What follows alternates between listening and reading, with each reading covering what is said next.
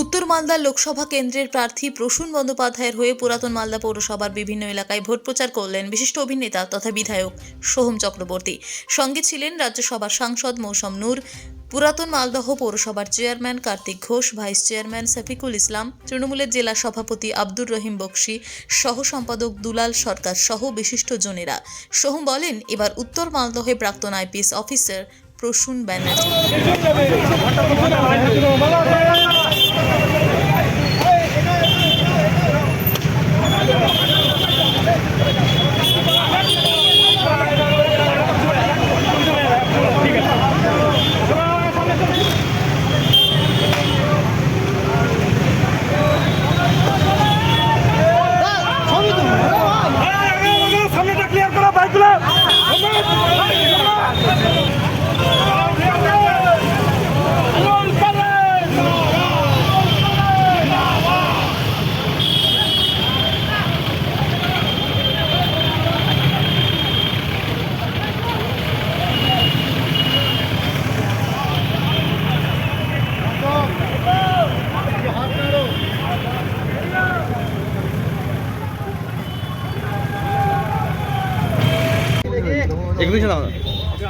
আর IPS উনি ছিলেন, যখন উনি আইপিএস ছিলেন তখন আমার দাদা ছিল।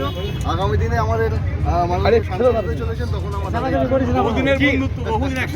উনি তো সিরিয়ালও করেন। কি বলবেন বাংলার মানুষকে?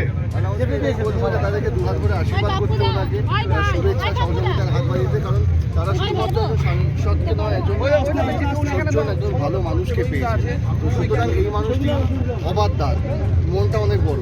তো সুতরাং ইনি কোনো রকম তার কাছে কিছু বাইন্ডিংস হতে পারে। সে আইনের মারপ্যাচটা সবটাই তার নকুদর্পণে। তিনি খুব ভালো মতোই জানেন যে বিরোধীরা